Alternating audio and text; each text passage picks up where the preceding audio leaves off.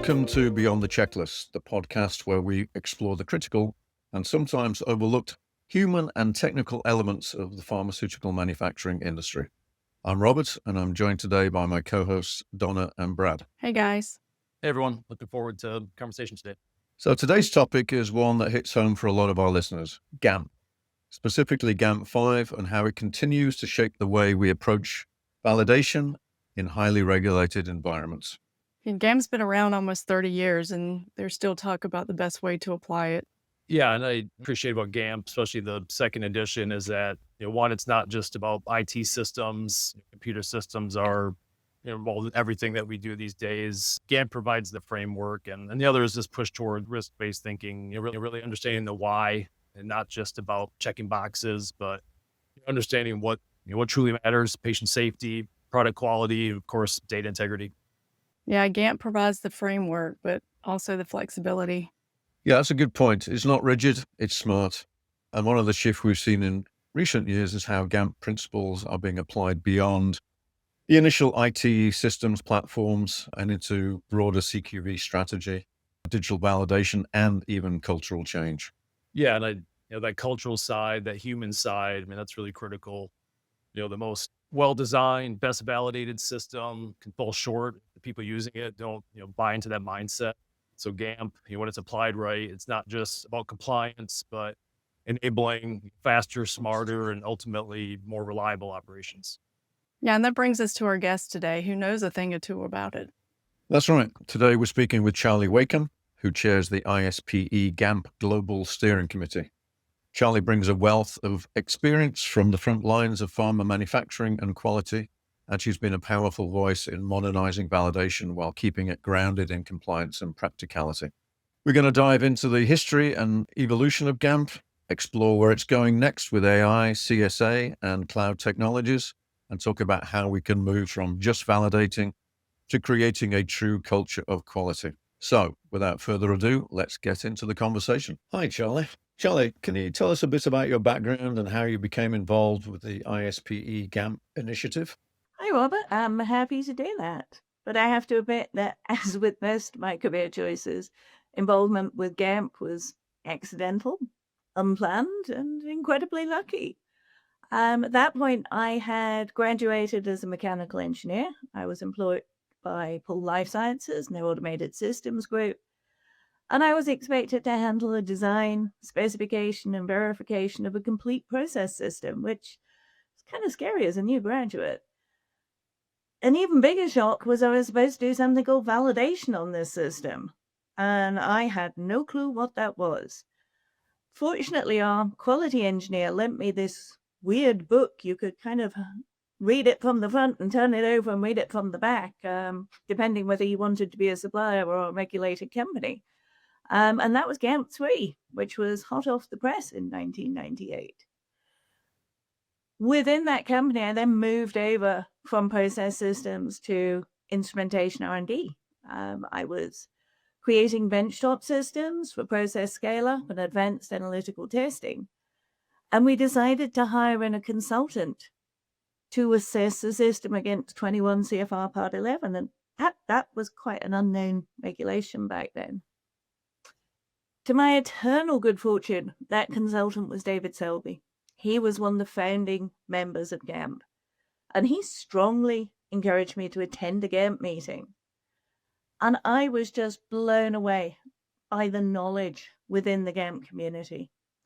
And when the opportunity came up a few years later to contribute as an author to a GAMP guide, I jumped in so enthusiastically, but honestly, so very nervously. I really didn't think I had enough to contribute.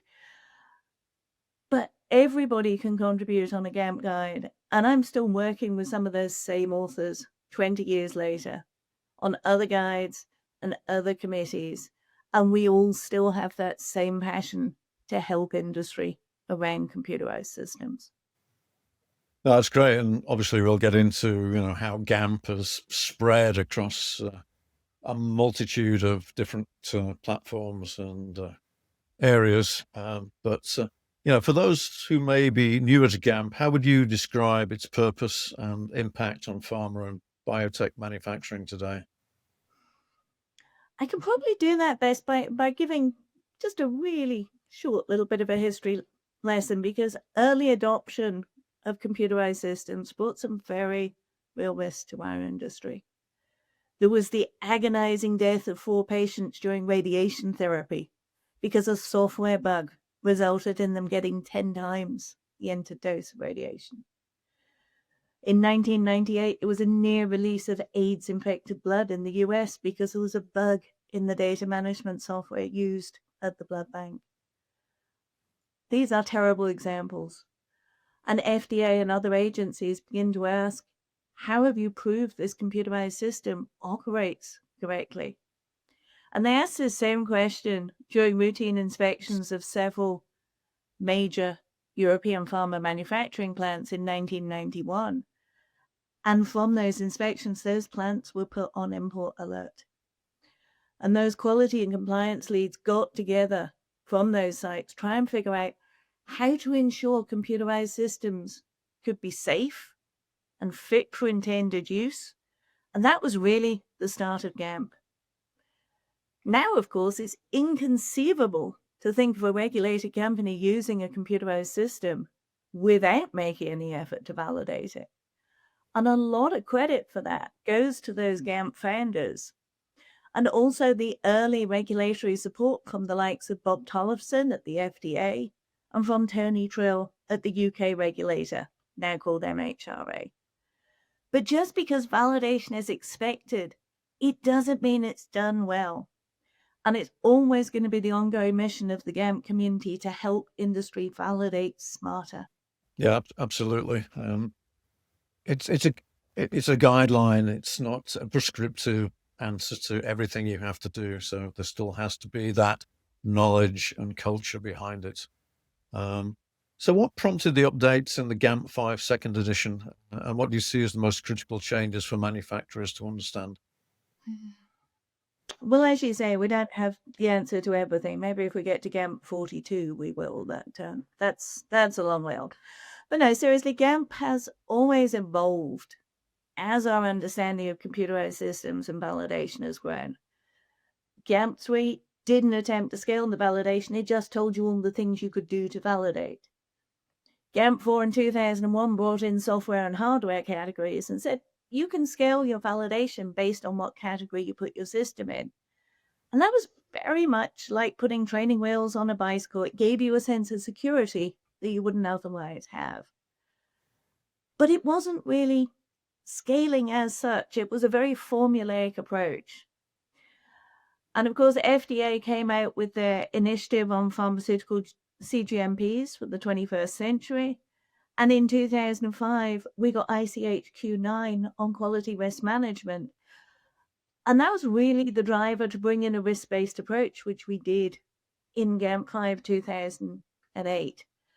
It was about identifying, assessing, mitigating the risk associated with the system's intended use. And that was a huge step forward. But while some in industry really did embrace a risk-based approach, others didn't. They do a risk assessment, but then they go ahead and validate based on a checklist they've created for what should be done for a Category 3 or Category 4 system. They were doing too much validation without significantly reducing the risk to patient safety, product quality, or data integrity. The much-discussed computer software assurance concept from FDA gave industry a talking point around validation. And crucially, we recognize that even if the regulators were saying we're focusing effort in the wrong places, that it should be about quality, not documentation, about risk reduction, not checklists. This was a great vehicle we could use to reinforce GAMP's risk-based principles. We were also conscious there have been a lot of technological advances since 2008. Some of these had become mainstream in life sciences, but they weren't covered in the original GAMP 5. So GAMP 5 second edition revitalized the use of risk-based approaches, but also very importantly, it emphasized the critical role for critical thinking effectively applying the outcome of the risk assessment. If we continue with my bicycle analogy, GAMP 5 second edition gave us a streamlined, high-performance bicycle, but it also recognized the key role of the cyclist in the overall process. So my message to manufacturers would be, if you don't scale your validation activities, if you don't make decisions about the stringency of system controls and the rigor and coverage of your testing based on that risk assessment, then you really don't have a risk-based approach at all. Computerized system validation is not a checklist activity. The higher the skills and the experience of your CSV practitioners, then the more robust and effective the validation for intended use will be. If we think about other areas in an operation, you would not ask a person to perform analytical testing of a product after just reading an SOP. Of course not. You'd insist they were a trained and competent analytical chemist.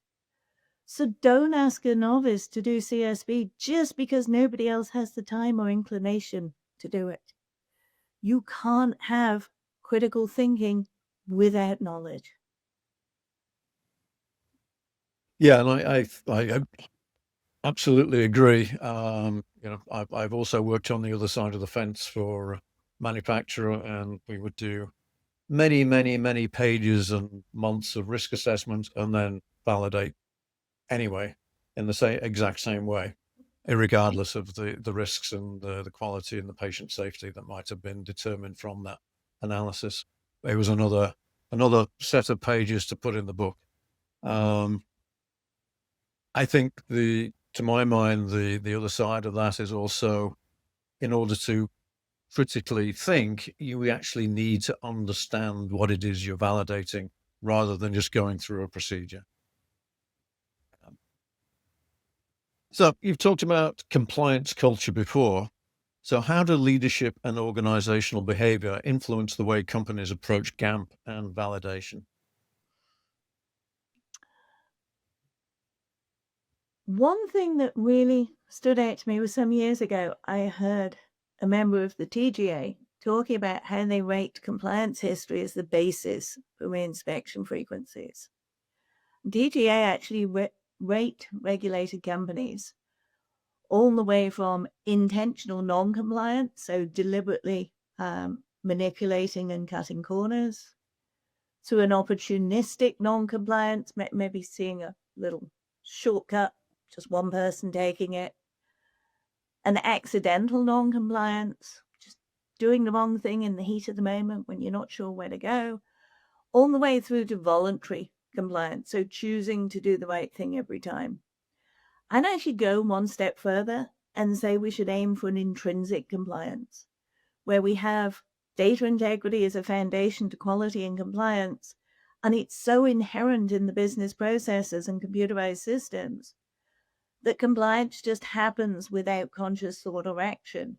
And that's something that can only come when leadership build in the right controls, the right tools, the right governance.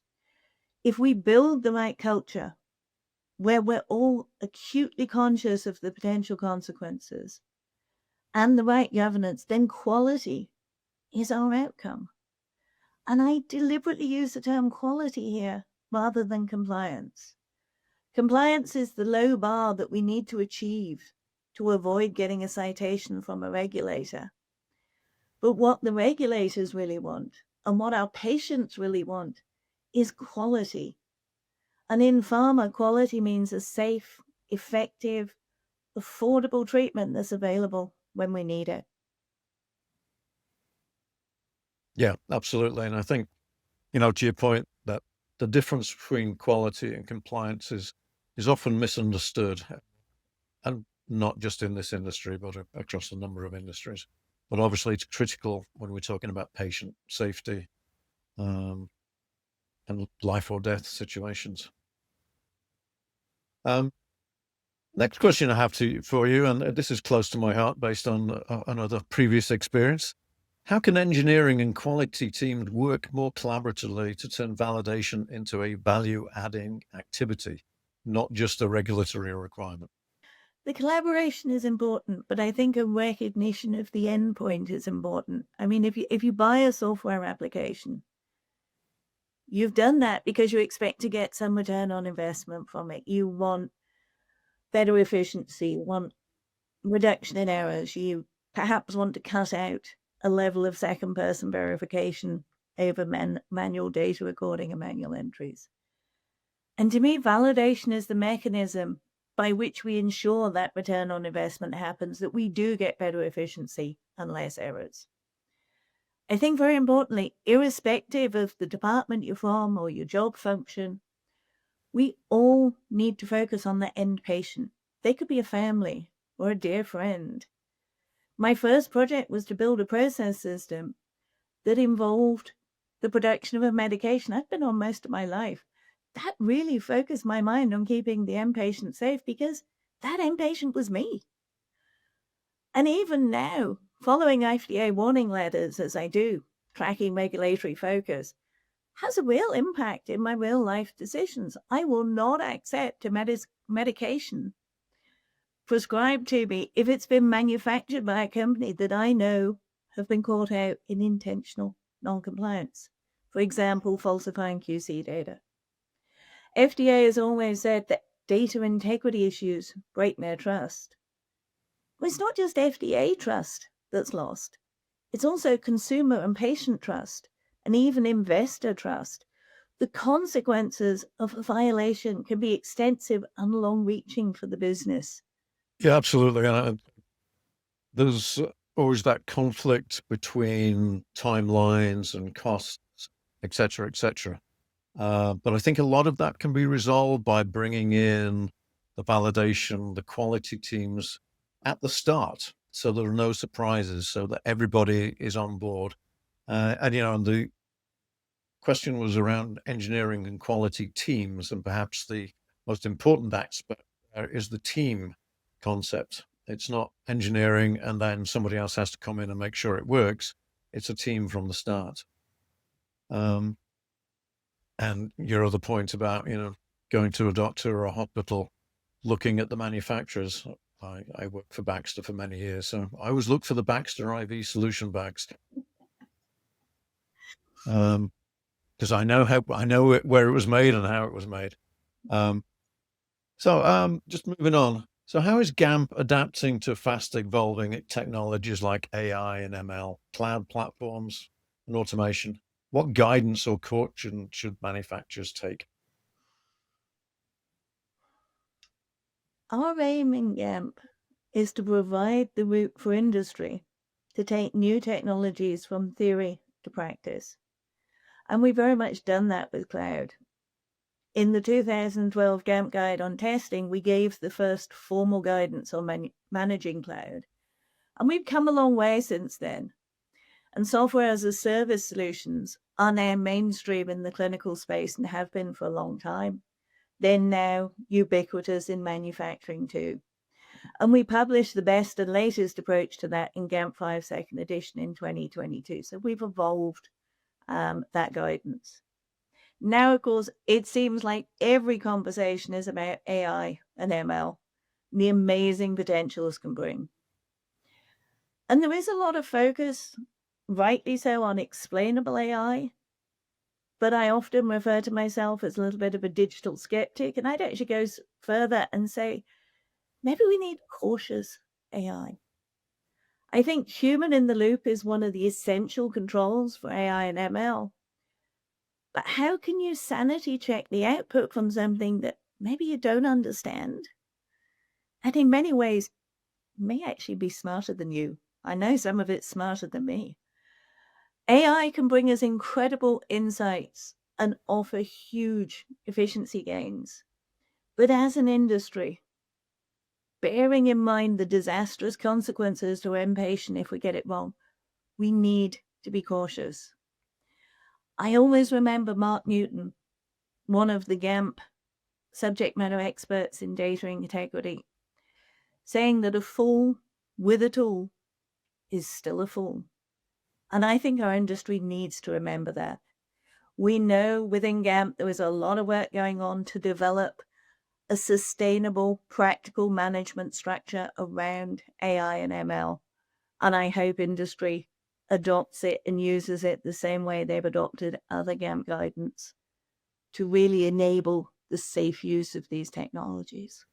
Absolutely. And I think I equate AI, everybody wants AI. Everybody has to have AI. There's directives from above to implement some AI application. And, you and I are both also digital veterans as well. And I remember when digital transducers, position transducers in an application I was working with first came in, but the resolution was not very good, but everybody wanted them. And it's like, well, your actual performance will decrease. So I still think while obviously AI offers huge potential, the application has to be correct as well.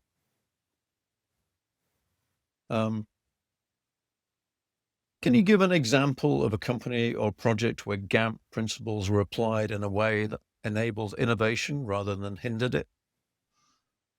I'd like to say all of them, but that might be Yeah, unrealistic. We know I'll people agree with do you on misapply it. that.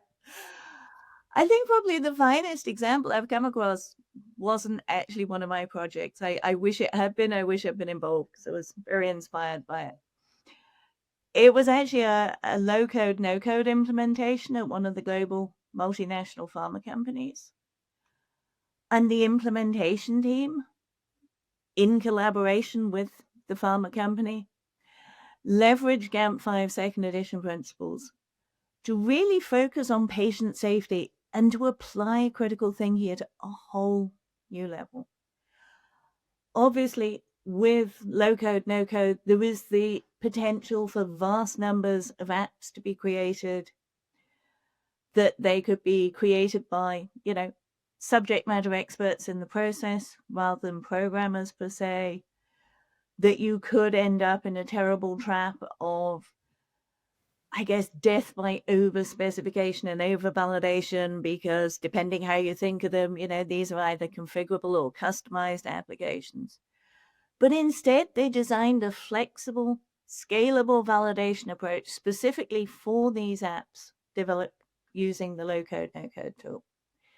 They built a governance structure to control and manage the creation and the use of the apps.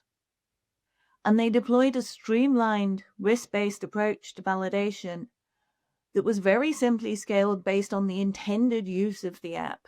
So really, its GXP impact. And the complexity of the app. Was it little more than perhaps a digital SOP, or was it actually performing complex operations and calculations? And they defined this in an SOP and used a software tool to manage the validation activities and capture the records. And by doing this, they enabled the implementation of new apps without any extraneous validation burden, but also without increasing the risk to patient safety. And that really inspired me to see somebody take those second edition principles and apply them so effectively, because that's exactly what GAMP 5 second edition was intended to do. Yeah, again, we're talking about principles here rather than rote procedures that people should be following, which again implies, an understanding of what the output should look like to meet that safety criteria. For teams that are executing commissioning and qualification today, what's the biggest opportunity you see to modernize and improve how they approach validation? I think there's been an artificial segregation between commissioning and qualification, C&Q, and GAMP. And I think that's even actually been reflected in ISPE because they're separate communities of practice. I tend to take a very simplistic view because in process control systems, where I started, C&Q is just the precursor to the verification stage in the validation of a computerized system. They're both pieces of the same puzzle, and they should use the same principles. such as the risk-based approach developed by GAMP, published back in 2008. To me, validation is validation whether the system has pipework and instrumentation or it just has processes and databases. They don't need to be different activities and different approaches. No, absolutely. It's one and the same. Output should be the same. The goals should be the same. You often speak about the human elements in quality. How do we train and empower the next generation of engineers and quality professionals to think beyond checklists, Checklist. despite the fact that this is Beyond the Checklist podcast? Just a happy coincidence. Look, to me, checklists are another example of training wheels on our bicycle. We can't fall off whilst we've got the training wheels, but as long as those training wheels are touching the ground, we're never going to learn to balance for ourselves. A checklist is too often taken as a rigid scope. There's this mindset, you complete each action in the checklist, and then the sum of the parts will automatically meet your requirements. I think we both know life isn't that tidy.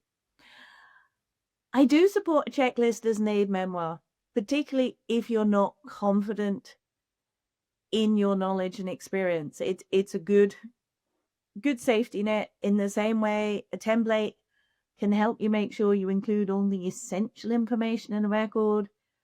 A checklist can be used to confirm you covered the basics in your activity. The danger with the checklist, though, is it kind of eliminates the possibility of inspiration and creativity. By its presence, a checklist invites you just to switch off your brain and just check each box in turn. A subject matter expert can trust their knowledge and experience and use critical thinking to develop a whole new path instead of slavishly following the checklist from A to B to C. And I think we need to empower our next generation of career professionals to trust in themselves much more than we have in the past. I think we used to enforce checklists on people as an alternative to trusting them to do the right thing. And I think we should give them that level of trust and support with a mentor, maybe as backup, a living human breathing version of a checklist that won't stifle their creativity. It enables them to potentially come up with things that perhaps we haven't thought of. We can definitely learn from the next generation. They think so far outside the box, they probably don't even see the boxes there. And we need to embrace that and use that because it can bring some great learning to our industry and have the SMEs really there as the mentors, as a backup to make sure none of the basics get missed. No, absolutely. And yeah, I think, hopefully we are, as an industry, moving beyond the checklist and moving towards critical thinking to enable those prioritization of decisions regarding quality and safety. All right, next question. What advice would you give engineers or quality leads working in high pressure environments, trying to balance speed to market with compliance and quality? It's kind of the eternal question, isn't it? We're always under a time pressure because until the system is released into its operational use, it's simply not doing its job. So there's always this get it done faster. And I'm working on a highly time-sensitive project right now. Knowing the deadline, I've been super focused on capturing what's important to patient safety, product quality, and data integrity. I don't have to include every possible function in my requirements specification. Instead, I'm just defining the functionality it's core to the intended use of the system. Thanks to GAMP 5 second edition, I could leverage a combination of both scripted and unscripted testing, knowing that some types of testing are actually more effective unscripted. And when I say unscripted, it is never undocumented. But using unscripted testing in the right times, the right places, the right types of testing, that can be a time saving too. I'm reserving the scripted testing for those tests where I need to challenge a particular branch or condition within the software, because scripted testing is neither better nor worse than unscripted. They're different tools to meet different needs, and I can use my 25 plus years in validation to choose the right approach. But whatever the due date, I'm not going to compromise on quality, and neither should anyone else, because it could be you or your loved ones taking that medication in the future. So stand firm on getting it right, even when the pressure seems unbearable. It's worth it at the end. Absolutely. There's no way around that. As you say, patients, loved ones are at the end of this process, and that should never lose sight of that output. So, what excites you most about the future of pharma manufacturing and the role of GAMP and ISPE in shaping it? Well, earlier in this discussion, you spoke about how GAMP has spread. And, I can see that's happened. If I look back 2000s, 2010s, conferences often used to have a GAMP track. Now, ISP more often has a digital transformation track. And you know this because we're working together on the annual meeting planning committee on that digital transformation track. And one thing that really stands out to me is digital transformation. We're looking for content and submissions, not just from the GAMP community of practice, but also the Pharma 4.0 community of practice, the C&Q and process analytical technology communities, and even the new artificial intelligence community within ISP. All of these areas are fundamentally based on computerized systems. So it's not just GAMP as a methodology and a set of principles has spread, but really the application of computerized systems has spread hugely. But all of the advances in digital transformation can't happen without the assurance that the computerized system is fit for its intended use. I really believe in life sciences, there can be no innovation without validation. And GAMP is continuing to forge the path to validation of technological advances. And these other communities are taking these advances and extending the use of computerized systems in new and better ways for our industry. And I'm really excited for a future where we use people for their strengths. And their strengths are things such as creativity and critical thinking. And where we complement that with the use of computerized systems for their strengths, reliability, repeatability, and sheer processing power. No, absolutely. And I think I said at the start of this discussion how, GAMP has spread its wings now, and I couldn't quote how many GAMP guides there are out there at the moment, but obviously it covers a much larger area than it started its initiation, which reflects the digitization of the industry, the Pharma 4.0 / Industry 4.0 component that is now inherent in driving the industry forward, as is GAMP. So, where can listeners go to learn more about GAMP, ISPE resources, or connect with you? So the obvious starting point for ISP and GAMP information would be ispe.org. Plenty of information there. You can find local chapters and affiliates. We have, based in Australia as I am, I'm going to promote GAMP South Asia, which is a local community I set up a couple of years ago across Southeast Asia, Australia, New Zealand. We have free to attend webinars. And if you're not based in this region, there are other local GAMP communities right the way across Europe and North America. So plenty of opportunities. To find me personally, I pop up pretty easily in a LinkedIn search. And I also use that LinkedIn account to publicize GAMP South Asia. an ISP Australasia event. So you'll not just find me, but you'll find a lot of the things I'm involved with.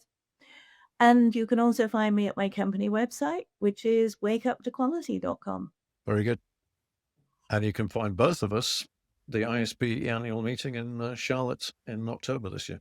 Absolutely. Well, thank you very much, Charlie. I appreciate your input and your insights into GAMP and pharma manufacturing. Thank you, Robert. It's been great to do this. Thanks for the opportunity. You're welcome. This episode is brought to you by Performance Validation, your validation partner for what's next. Best-in-class, CGMP-compliant validation for pharmaceutical, biotech, and medical devices manufacturing.